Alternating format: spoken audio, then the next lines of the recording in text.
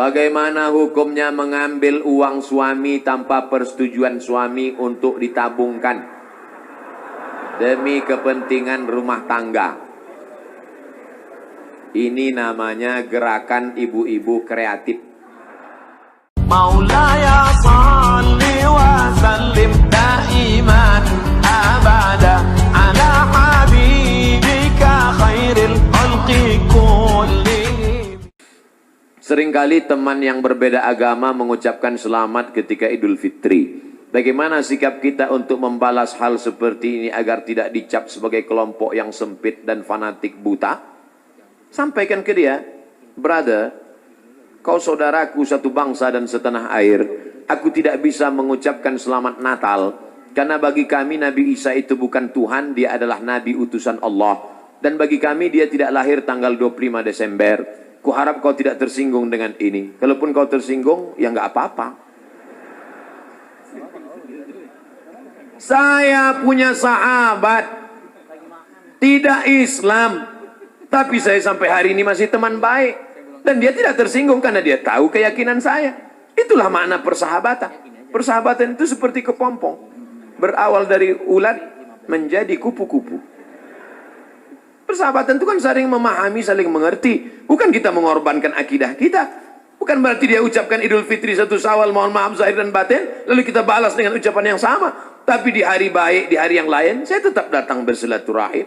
Saya tetap datang berkunjung ke rumahnya. Dia beri saya minuman kaleng. Dia tahu dalam akidah saya makan bekas makanan yang tidak halal tidak boleh. Dia kasih saya kue kotak. Dia kasih saya minuman kaleng. Kami saling menjaga sampai hari ini. Bukan berarti saya tidak punya kawan beda agama. Semoga Ustadz selalu sehat. Amin. Diberkahi. Amin. Dirahmati. Amin. Mohon motivasi. Insya Allah. Pemuda yang berhijrah terkadang merasa putus asa karena selalu teringat dosa di masa lalu. Kalau kau masih ingat dosa, alhamdulillah. Yang khawatir justru kau nggak ingat dosa. Setelah hijrah kau merasa sudah menjadi penghuni surga, yang lain masuk neraka. Setelah hijrah, bapaknya masuk neraka, emaknya masuk neraka. Yang masuk surga cuma dia, istrinya sama gurunya. Di kaplingnya surga itu. Memang dia panitia akhirat. Orang yang diterima taubatnya ketika dia mengenang dosa-dosanya di masa lalu, maka hatinya hancur lebur, air mata tak tertahan menetes. Itu orang yang taubat nasuha. Ini sekarang punya banyak juga yang hijrah ini. Ustadz, saya ini dulu nakal. Kartu kuning sudah datang. Banyak juga saya ketemu orang yang sudah hijrah taubat. Apa kata dia? Ustadz, saya ini semua minuman sudah saya minum. Semua perempuan sudah saya rasa. Dari Afrika sampai Eropa. Ente taubat apa bangga? Dosa kok bangga? Ini yang taubatnya diterima Allah SWT. Rasa takut kepada Allah. Apa tujuan puasa 30 hari? Ya ayyuhalladzina amanu kutiba alaikumusyamu kama kutiba alal ladzina min qablikum la'allakum takut. Wahai engkau saudaraku, engkau sudah punya rasa takut dalam hati. Dengan bekal takut inilah engkau akan masuk ke dalam surga Allah SWT. Ada orang minta jasadnya dibakar, abunya di laut, dihanyutkan. Kenapa? Karena dia takut sebelum zaman Nabi Muhammad SAW. Karena dia takut kepada Allah. Kata Allah SWT, karena dia takut kepada aku, masukkan dia ke dalam surga aku. Makanya di antara doa, Allahumma qasim lana min khasyatika ma tahulu bainana wa baina ma'asik. Tanamkan rasa takut ke dalam hati kami. Sehingga dengan rasa takut itu kami tidak jadi melakukan perbuatan dosa. Pak Ustadz, tadi saya ke mall. Terus, tiba-tiba datang cewek ngasih nomor. Dia ngajak saya jalan. Terus, tiba-tiba datang rasa takut saya Pak Ustadz. Akhirnya saya nggak jadi jalan. Takut sama siapa? Sama suaminya.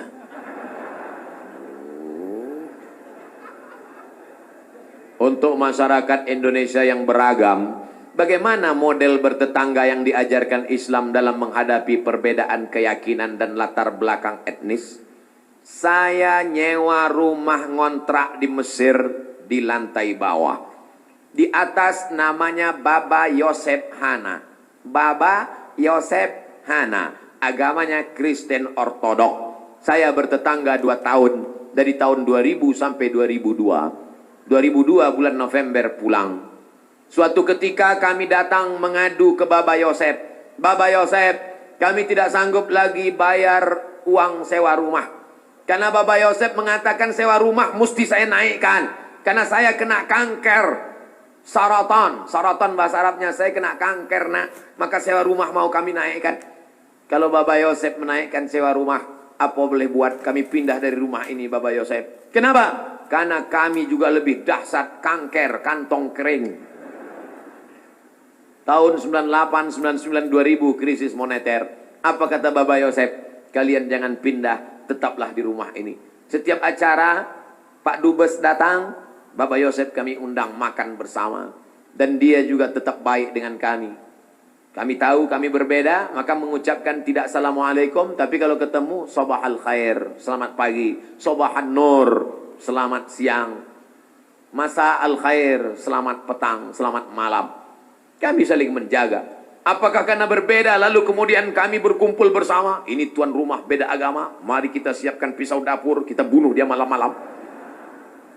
Wala ana abidum ma'abattum wala antum abiduna ma'abud lakum dinukum waliyadin. Kami tetap bisa bekerja sama. Di Indonesia, tetangga dekat rumah saya non-muslim, kami bertetangga, tidak pernah konflik sampai hari ini. Mereka saya khawatir yang ribut-ribut di internet ini yang nggak bertetangga malah ribut. Manusia gagal paham. Kalau ada orang gagal paham, kita kasih paham. Insya Allah dia paham. Yang jadi masalah ini, ada orang-orang yang cari makannya dari gagal paham. Kalau nggak gagal paham, nggak makan. Bahaya ini manusia. Mesti dibina. Kalau tidak bisa dibina, dibinasakan. Ustadz, ibu saya meninggal seminggu yang lalu. Ibu saya meninggal hari Jumat ini 11 Rajab setahun yang lalu. Sampai hari ini belum hilang sakitnya. Apalagi kalau seminggu yang lalu. Saya mohon doanya agar ibu saya ditempatkan di tempat terbaik di sisi Allah. Nanti di akhir majelis, bukan hanya ibu engkau saudaraku, ibu kita semua. Dulu, makin berjalan hari itu makin lama dia makin berkurang. Di antara yang menenangkan hati ini adalah banyak-banyak berkirim doa. Habis setiap solat, Allah maghfir laha warhamha wa'afiha wa'afu anha. Kalau kau sanggup baca sekhatam Quran, bacakan sekhatam. Tak sanggup sekhatam, baca Yasin. Tak sanggup Yasin, baca Fatihah. Fatihah tak juga sanggup, parah kali. Habis itu pula kalau kau ada duit gaji sedekah, belikan beras 10 kilo, sarden, ikan, kumpul, masukkan ke kresek, serahkan ke anak yatim. Sebutkan, ni anak yatim tolong doakan almarhumah ibu saya. Di mana dulu tempat dia solat, kau buka sajadah solat kau di situ.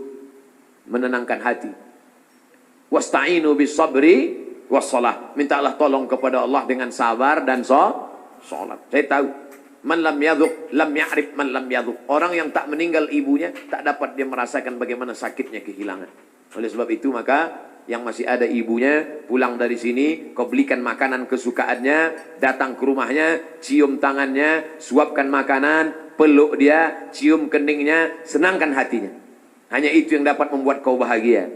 Kalau kau ingin rezekimu seperti rezeki raja-raja, perlakukan ayah ibumu seperti raja. Insya Allah semua kesulitan hidupmu akan diberikan Allah kelapangan. Insya Allah. Amin. Ya Rabbal Alamin.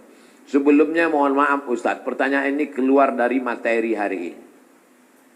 Belakangan ini saya lihat banyak perkumpulan orang-orang atau komunitas mengaku Islam modern atau Islam yang bersatu dengan budaya. Bagaimana cara kita memandangnya agar kita tidak disebut musyrik dan diterima di kalangan masyarakat sebagai pecinta budaya daerah? Ini pertanyaannya umum. Kalau mau nanya ke saya masalah hukum fikih, sebutkan secara spesifik satu contoh kasus. Karena kalau cerita masalah budaya, maka saya pecinta budaya. Peci ini agama atau budaya? Budaya. Mana ada hadis Nabi, sahabat, tabi'in, Imam Syafi'i pakai peci? Ini budaya. Saya pakai budaya ini sekarang. Maka kemana-mana saya mau menunjukkan budaya. Ketika di Maroko pun waktu sidang S3 saya pakai. Saya mau menunjukkan saya orang Indonesia. Saya pakai batik. Batik itu budaya? Budaya. Apakah salah saya pakai peci dan batik? Tidak. Ada juga orang mengatakan, jangan pakai batik gambar burung, nggak boleh dibawa sholat. Kenapa? Karena dalam burung itu ada tai. Gimana ceritanya? Saya yang bodoh apa dia yang pintar? Selama budaya itu tidak mengandung unsur kemusyrikan, merusak akidah, maka ada syarat dan ketentuan berlaku. Wala ana abidum ma'abattum wala antum abiduna ma'abud lakum dinukum waliyadin. Karpet ini agama atau budaya? Budaya. Karpet ini budaya. Masjid Nabawi yang asli nggak ada karpetnya. Ini berapa kali budaya? Ini lagi membuat bunga-bunganya. Ini budaya semua nih. Bunganya mati lagi. Oleh sebab itu maka bahkan masjid kita pun banyak budaya. Ini bangunan melengkung di tengah. Tiang melengkung di tengah disebut dengan kubah. Kubah itu budaya dari Bizantium, Romawi. Makanya bangunan-bangunan Romawi, coba tengok gereja-gereja ortodok di Moskow pakai kubah. Orang yang tidak ngerti dia tengok, loh kok ada masjid di Moskow? Padahal itu katedral. Bangunan itu adalah budaya Eropa, budaya Bizantium, budaya Romawi kuno. Diambil, maka tidak jadi masalah karena tidak terkait dengan akidah. Begitu juga dengan tiang menara masjid, itu bukan agama, itu budaya. Karena dulu di Mesir ada namanya tiang tinggi tempat api di tepi laut, supaya para nelayan kalau tengah malam jangan sampai kapalnya nabrak ke pantai. Maka disebutlah tempat itu mercusuar, sehingga di tengah malam dia ngelihat. Waktu itu belum ada GPRS. Maka dia lihat, oh kita udah dekat di tepi pantai, maka layar mesti diarahkan ke melawan angin supaya kapal tidak laju, supaya tidak kencang. Lalu kemudian ketika orang Islam melihat ada menara tinggi, apinya dibuang, muazzinnya naik ke atas. Allahu Akbar, Allahu Akbar. Sekarang muazzinnya di bawah, mikrofonnya ke atas. Sound systemnya di atas. Sekarang nggak ada lagi kabel, wireless. Ini semuanya budaya. Selama budaya itu tidak merusak akidah, maka boleh. Yang nggak boleh itu budaya celana pendek. Kenapa? Karena melanggar syariat Islam. Nampak pangkal paha dan lutut. Tidak sah salat. Selama budaya tidak melanggar akidah, maka dia boleh dilaksanakan. Budaya itu apa Pak Ustaz? Hasil cipta karya karsa manusia. Yang tidak ada wahyu di dalamnya. Pak Ustaz, saya mau tanya kenapa hati saya selalu gelisah. Padahal saya sudah perbanyak istighfar. Tolong masukannya. Semoga Pak Ustaz selalu dilindungi Allah Subhanahu wa taala. Di mana letak gelisah itu? Di dada sebelah kiri. Nama tempatnya jantung. Tapi ada yang bilang hati Pak Ustaz. Kombinasikan aja dua. Jantung hatiku. Berdegup dan berdetak di sebelah kiri. Coba rasakan. Bagi yang tak merasakan, lapor ke panitia. Kain kapan sudah siap. Makanya kadang kita bangun tidur nggak ada angin, nggak ada hujan, risau, suntuk di dalam. Tapi begitu kita ambil wudhu, sholat, terasa dia seperti kopi yang habis diaduk, tiba-tiba bening. Ala bidzikrillahi tatmainnul qulub. Dengan banyak berzikir mengingat Allah, maka hati akan menjadi tenang. Ya muqallibal qulub. Wahai engkau yang membolak-balikkan hati, tsabbit qalbi, kokohkan hatiku. Ala dinik wa ala ta'atik. Apakah materi bisa menenangkan hati? Tidak. Materi hanya bisa menenangkan materi. Materi lambung. Lambung hanya bisa ditenangkan dengan materi. Apa dia? Nasi uduk. Ayam penyet, ayam pop, ayam mati. Tapi non materi hanya bisa ditenangkan dengan agama. Makanya orang-orang ateis yang tidak beragama, hidupnya sempit, kata Allah ka'annama yas'adu fis sama, seperti terbang. Kita kalau naik pesawat, terbang, take off, itu dada terasa sempit. Begitulah orang yang tidak berserah diri kepada Allah, sempit. Akhirnya mereka mencari ketenangan kemana? Sabu-sabu, pil anjing gila, sakau, penjara, kalau ketangkap BNN, mati. Angka bunuh diri terbesar di dunia, bukan di Republik Indonesia, bukan di Asia, tapi justru di Eropa dan Amerika. Karena mereka meninggalkan agama. Stres, depresi. Mobil mewah tapi nggak bisa tidur malam. Jam 2 malam stres, depresi. Makan obat tidur, tidur. Bangun tidur, stres lagi. Bangun tidur, tidur, mati. Sementara kita tenang. Begitu datang ke masjid, duduk, ngelihat muka ustadz, tertidur. Panitia penutup, bangun. Fabi ayyi ala'i rabbikuma tukadziban. Nikmat tidur apalagi yang kau dustakan? Orang barat setengah mati makan pil tidur supaya bisa tidur. Nama penyakitnya insomnia. Orang kita baru ngelihat. Berikut ini mari kita dengarkan tausiah. Demikianlah tausiah ini saya sampaikan. Kurang apa lagi? Maka kalau ada teman di sebelah tidur, biarkan. Dia sedang mensyukuri nikmat Allah Subhanahu wa taala. Jadi Pak Ustadz jawabannya, perbanyak zikir. Siapa yang bersolawat 1 kali 1 hari 1000 kali, maka sebelum mati dia melihat tempatnya dalam surga. Siapa yang meriwayatkan itu? Ditulis oleh Syekh Ali Jum'ah Mufti Mesir. Diriwayatkannya dari beberapa riwayat kitab-kitab sahih. Jadi kau berapa kali istighfarnya? Coba amalkan ini. 1 kali 1000 kali. 1 hari 1000 kali. Beli tasbih yang ujungnya ada 10, 100. Kan betul. Allahumma sholli ala sayyidina Muhammad wa ala ali Muhammad. Allahumma sholli ala sayyidina Muhammad. Kadang-kadang belum sampai 200 kau udah tertidur. Bangun lagi, sambung lagi. Allahumma sholli ala sayyidina Muhammad. Malu bawa tasbih, pakai tasbih digital yang pencet itu. Allahumma sholli ala sayyidina Muhammad. Allahumma sholli ala sayyidina. Tapi pelan-pelan. Kadang ada yang pakai tasbih itu. Allahumma sholli ala sayyidina. Macam makan bakwan kepanasan. Bagaimana hukumnya mengambil uang suami tanpa persetujuan suami untuk ditabungkan demi kepentingan rumah tangga? Ini namanya gerakan ibu-ibu kreatif. Ketika Nabi Muhammad SAW sedang duduk di atas bukit Sofa pada tahun 8 Hijrah, rekonsiliasi kota Makkah, Nabi pulang ke kota Makkah. Maka ketika Nabi sedang duduk, datang seorang perempuan. Nama perempuan itu Hindun. Dia tutup wajahnya karena dia malu kepada Nabi. Hindunlah dulu yang mengunyah jantung Hamzah karena dendam kesumat. Lalu Hindun berkata, suamiku inna Aba Sufyan rajulun syahih. Wahai Rasulullah, suamiku itu Abu Sufyan orangnya pelit, medit, kedekut, bakhil. Apalagi? Bapak ibu hafal seterusnya. Apa kata Nabi SAW?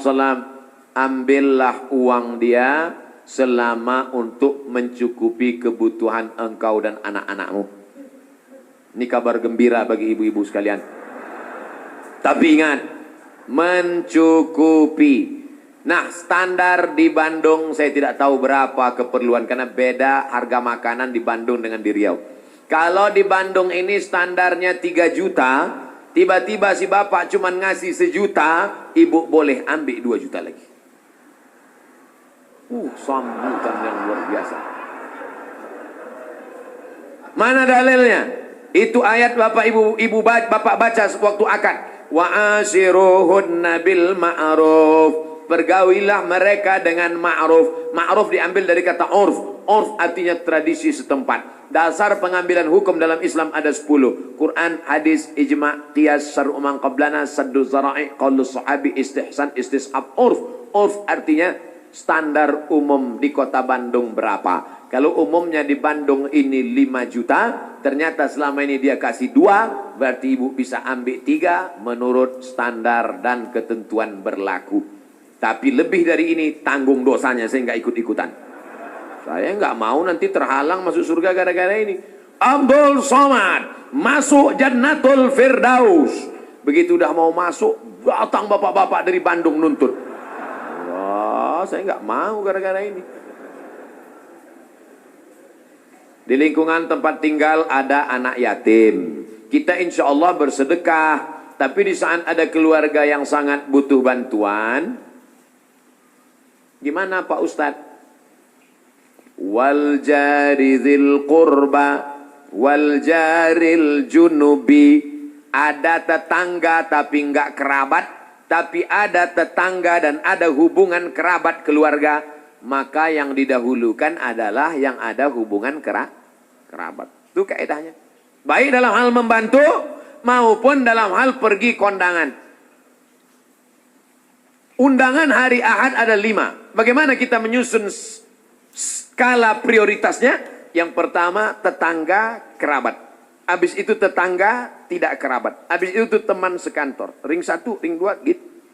Dalam hal ini boleh nepotisme.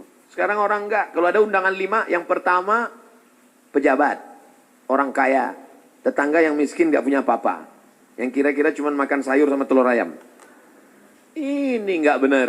Oleh sebab itu dalam hal membantu dulu keluarga. Tapi sekarang orang lebih mau bantu orang lain daripada bantu keluarga. Kenapa kamu lebih mau bantu orang lain daripada keluarga? Kalau bantu orang lain, pujiannya melambung.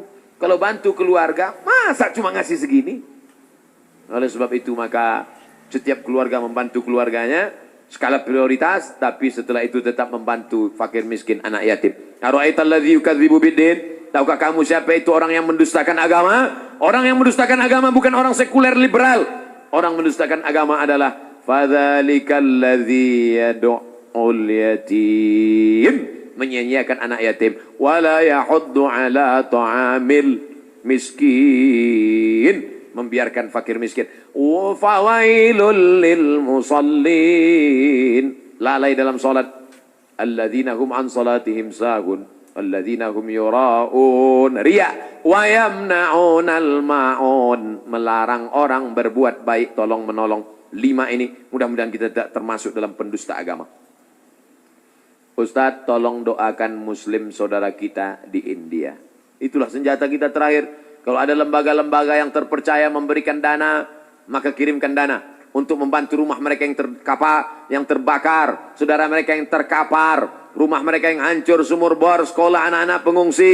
Dulu Suriah, Palestina, Bosnia Herzegovina, Uighur, Rohingya. Coba perhatikan. Palestina, Bosnia Herzegovina dibantai oleh Slobodan Milosevic, Ali Izzet Begovic, Hanbis presidennya, matang Uighur, datang Rohingya, sekarang India. Walaupun berbeda-beda tempat, tapi substansi maknanya sama. Mengapa mereka disiksa? Pertama, karena mereka lahir dalam keadaan la ilaha illallah Muhammadur Rasulullah. Yang kedua, karena mereka minoritas. Gimana-mana kalau kita minoritas, habis kita dibantai. Tapi kalau kita mayoritas, maka kita selalu menjaga kedamaian, keselamatan. Karena kita adalah agama Islam. Islam berasal dari kata salam. Salam artinya damai. Maka insya Allah, kalau kita menjadi mayoritas, maka saudara-saudara kita yang minoritas akan terjaga dalam kedamaian insya Allah. Amin. Ya Rabbal Alamin.